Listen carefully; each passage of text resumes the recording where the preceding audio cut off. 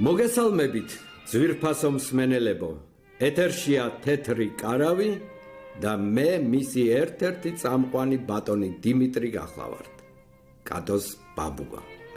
თქვენი თხოვნით რამოდენიმე გადაცემას ისევ მე გავუძღვები და შეგახსენებთ, რომ ჩვენი ეთერი კვლავ თქვენს განკარგულებაშია. დაგვირეკეთ, ან გამოგვიგზავნეთ ხმოვანი წერილები. გადავწყვიტეთ, რომ დღეს თავისუფალი ეთერი გქონდეს და ყველაფერი თქვენზეა, დღევანდელი განწყობაც და თემაც. აბა, ველოდებით, ვინ იქნება პირველი? აი უკვე გვიკავშირდებიან. მოგესალმებით მეგობრებო. მე მქვია ანა და ვარ 53 წლის. მიესალმებით თქვენ თეთრ კარავს. სულ მინდოდა მეც მიმეღო მონაწილეობა ამ ძალიან საინტერესო პროექტში და აი დღეს გავბედე და გიკავშირდებით. რახან თავისუფალი თემაა, მინდა ჩემი აზრით დავაფიქსირო ერთ საკითხზე, რომელიც მე ძალიან მაწუხებს.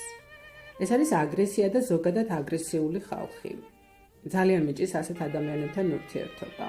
ადამიანებს ძალიან უჭირთ ერთმანეთის მოსმენა. და თუ მათ პოზიციაზე არ აღმოჩნდები, მაშინვე ღიზიანდებიან და ბევრი ხმამაღალ ლაპარაკზეც და ყვირილზეც კი გადადის. პირადად მე ასეთ ადამიანებს არც ვეკამათები და რაც შეიძლება ნაკლებად ვეკონტაქტები. მაგრამ ძალიან მაწუხებს ზოგადად ეს პრობლემა. თანაც ყველა ამბობს და მეც ვატყობ, რომ კორონას მერე ბევრად მეტი აგრესიული ადამიანები გამოჩნდნენ. არ ვიცი ეს მართლა ამ პანდემიამ განაპირობა თუ ადრეც იყო და მაშინ ასე არ ხდებოდა თვალში. ამის გამო ისე ვარ დაკომპლექსებული, რომ ზოგჯერ როცა მარკეტში რაღაცის შეძენას ვაპირებ და კონსულტანტის რჩევა მჭირდება, მირჩევნია არ ვიყიდო და თავი ავარიდო არასასიამოვნო დიალოგს. ზოგჯერ იმასაც კი ვფიქრობ, რომ იქნებ მე ვიწევ სხვებში გაღიზიანებას. მაგრამ მე ვაკვირდები და გარშემო სულ უკმაყოფილო საუბრები მესმის. უკმაყოფილო სახეებით მოარულ ხალხს ვხედავ. განსაკუთრებით კი მაშინ გრძნობ ამას უფრო მტკივნეულად, როცა უცხოეთიდან სამშობლოში ბრუნდები. დააკვირდით ხალხო ქუჩაში ხალხს. თითქმის არავინ იღიმება. დადიან ცხვირჩამოშვებულები და მოღუშულები. უკმაყოფილო სახეებით. გაიღიმეთ ხალხო, გაიღიმეთ.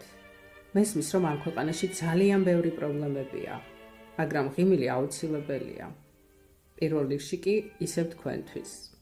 სულ ეს მინდოდა რომ მეთქვა. მოგესალმებით, მე ვარ დია, 34 წლის.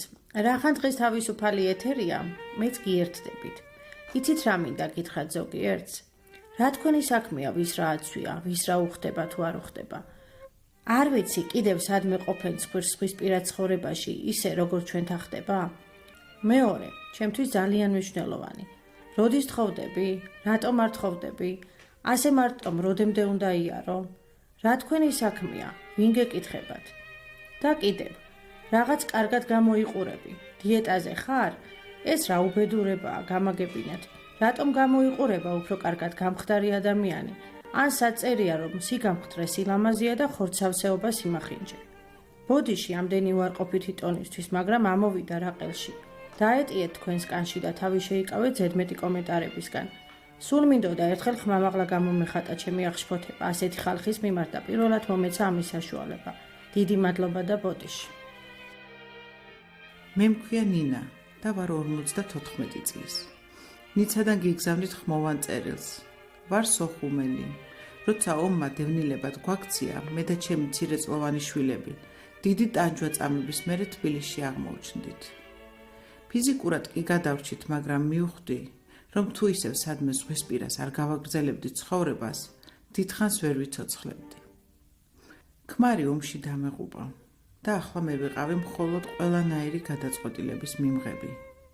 დიდი წვალებით, მაგრამ მოვახერხე და ჩემ შვილებთან ერთად ჯერ პარიზში, მერე კი ნიცაში გადმოვბარგდი. პროფესიით მხატვარი ვარ. დღემდე ჩემს ყველა ნახატში ზღვა არის მთავარი. ისე როგორც სოხუმში ბევრი წლების წინ, აქაც ზღვისპირას ვჯდები და ასე ვქმნით ჩემს ნამუშევრებს. ზღვის ხმა უნდა მესმოდეს, სხვანაირად არ შემიძლია.